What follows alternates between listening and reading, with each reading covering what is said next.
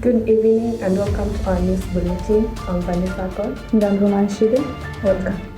In recent months, the Bangladesh Area Multimedia University of Kenya has faced a surge in insecurity incidents. Students have reported alarming encounters with wild animals such as hyenas and an increase in robbery cases. Jane Kefrika with more details. The recent surge in insecurity incidents has left many students on edge. Some have reported close encounters with wild animals, including hyenas, while others fear being victims of robbery. With the increase in these alarming incidents, the university community is calling for greater security measures. I think there have been so many insecurities around Bangla. One of them is hyena attacks, which I think KWS should take precaution and do their work. And also robberies have been around there, and it's not safe for the students even to pass through at night, especially for those who live in the Rongai areas. I think security patrols should be more like wanafaa kuleta security patrols, so many of them, and also installation of security lights, street lights. Yeah, I think they should consider also that. Months ago hivi kulikuwa na student alikuwa attacked na wezi, alipigwa, ametoka kuheal tu juzi. So kitu inakosekana hapo hivyo Bangla ni lights, hizo tuka street lights, wanafaa weke lights hapo hivyo along hii wall ya multimedia. Juu tunatemeanga kwa giza, mtu hawezi toka shule usiku. Yes, ufai kutoka usiku, lakini hata kutoka usiku unafaa feel safe, unaona?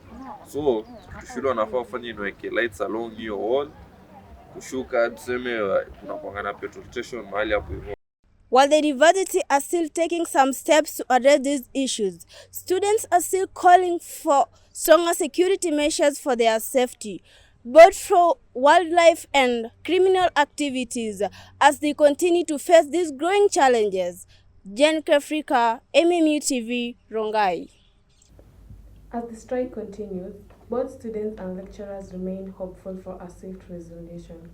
Though the outlook remains uncertain, the strikes rooted over salary increment, better working conditions, and the need for more government funding for higher education. Let's hear it from our very own Lavin Lisa.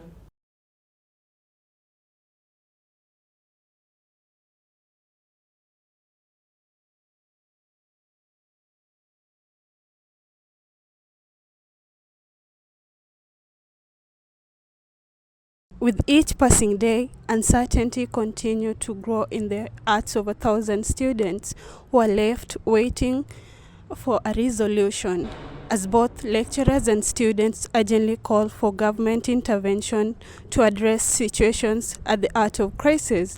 Lavin Leza Awiti, MMU TV. The lecturer strike, which began on October 29th, has had a significant impact on small businesses operating within the school premises.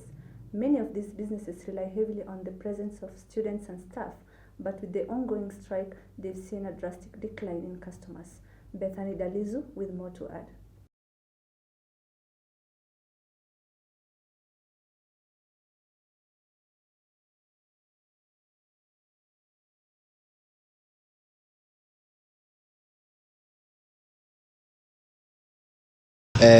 Strike imeharibu biashara sana. Impact our businesses negatively. There are no sales, no students in school kwa sababu wameenda home, hawezi ka shule bila kusoma. Hiyo ndo maoni yangu kwa leo. As the lecturers strike continues, its impact has not just been felt in the classrooms but also in the businesses around the school. With fewer students and staff around, business owners are struggling to make ends meet. Bethany Dalizu, MMU TV. The past month, the country has seen an alarming rise in femicide cases. These tragic events have sparked outrage and deep concern within the community.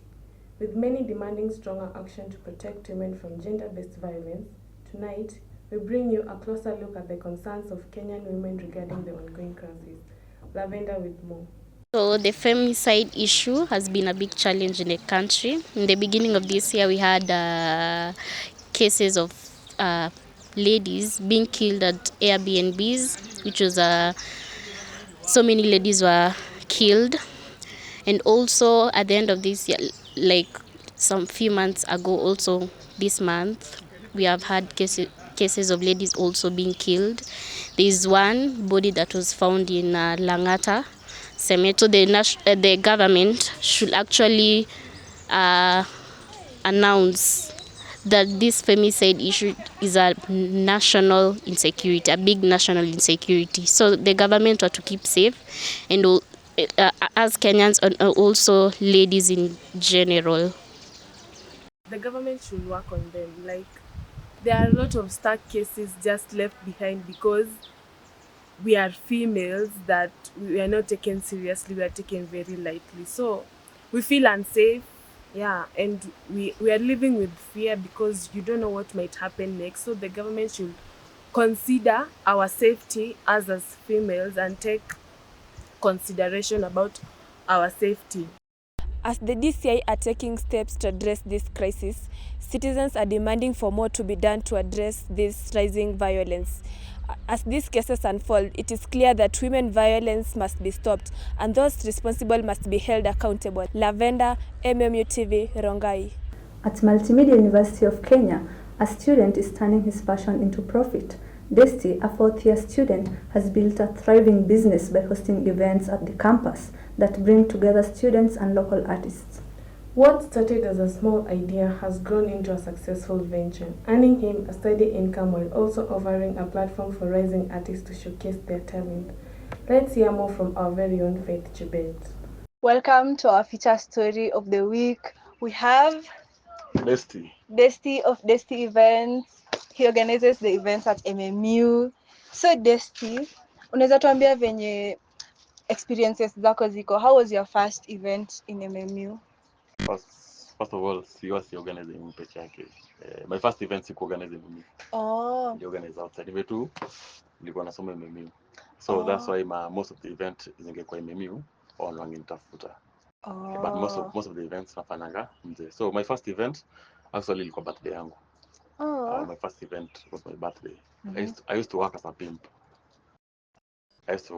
So by the time nafika birthday yangu, already nilikuwa nimegather wase wengi. Nilikuwa napeleka na madem club. Nataka club kama sime Paris 1824 napeleka certain number of girls. Na make msia spend. So that's how I started my event. So nikifanya my first birthday ilikuwa na crowd mbaya. Ilikuwa na crowd jao madem. Unaona. So that's how you can notice I can pull a massive crowd. Yeah. Now, was this your passion? You had another passion before venturing into this? Actually, my passion is content creation. But unajua to monetize content creation inakuanga kind of hard. It take a lot of time to monetize content creation in most of the people. Kuna msee atakutokea hivi na monetize haraka. So by the time unafanya content creation, unajua huwezi lipa bills zako. You have to pay your bills at the end of the day. That's why nikaanza event. Na uko na team ama you do this on your own? Tuko na team. Actually, we have a big team. How many people are there? Wengi sana.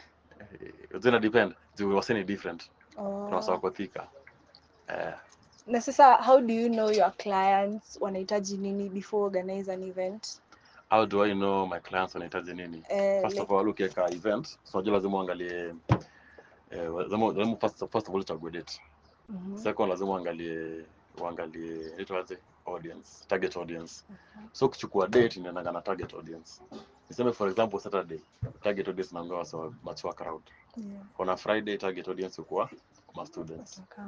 Watu wa campus. Then pia unachagua hiyo date kuna nini hiyo siku. Kama unaona kama kuna event multimedia na unataka kuweka event outside multimedia, unapata itakuwa hard sana. Unaona, so unaangalia hiyo date kuna nini hiyo siku. Kuna exam, kama kuna exam uweze ka event na target audience yako ni how come. Okay.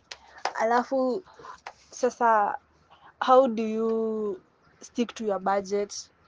How do I stick to my budget? If you overspend. Don't you overspend? In most cases utapata umeka event, msanii ametokea, umelipa msanii, you have already paid the artist, but now crowd ikose kuturn up vizuri, a good number. So sio ni loss. Au kuna expect juu ni kurisk, you are risking. For example, umelipa msanii 100k, then pale kwa gate hata kufika 50k. So you have to go back to your pocket, ulipe msanii and also pay the DJs, the bouncers, something of that sort. Now, how do you find sponsorships for these events? Finding the sponsorship, in most cases, sema kama hizo multimedia, una reach to watu msee. Sana agents. For example, Game Changers. I guess Game Changers is one of the best when you come to campus events. Wanawake na Coca-Cola, wanawake na Chrome, wanawake na Bebe. They're the best. They're the best agents. Unaweza tuambia some of the challenges you faced while planning your events? Challenges ni mob. Unapata unaweka events certain dates, then na collide na event nyingine. Unapata unaweka events certain dates, whether na the event. Challenges ni mob. Pia na zile bad comments. Unaona? Unapata bad comment, mtu anakuambia event zako zitaufala. But lazima uchukue bad comments kama positive and correct. Unaona? Ndio kwambia pale ililibo security ilikuwa na udhi. Event yako ina bo. Lazima you wake up the next day and make correction on that. Sasa tunasema unasikia mbaya. Mtu akiniambia wewe una feel fit nasema you have to make a correction. Unaona? Lazima pia uwe na wasi. Si kila mtu atakupenda. Kuna watu atakuchukia. Na mtu atakuwa anakuongelea mbaya every day. Lazima utekio kitu positive. Hiyo na keep growing. Positive critique. So for people who want to work with you in planning events, how can they reach you on social media? We are very open-minded. They can get us on Instagram. They can follow us at Desti Events Kenya. On TikTok, Desti Events Kenya. Yeah. And when we started this, ulisema you are venturing into content creation. Can you tell us your personal handles? Yeah. Personal handle ni on Instagram, ni Desti Show. On TikTok, Desti Show. On YouTube, Desti Show. Thank you for joining me today, Desti, and see you guys next time. I have been your host, Faith Chebet. That's all for today. Thank you for joining us. I'm Roman Shide. I'm Vanessa.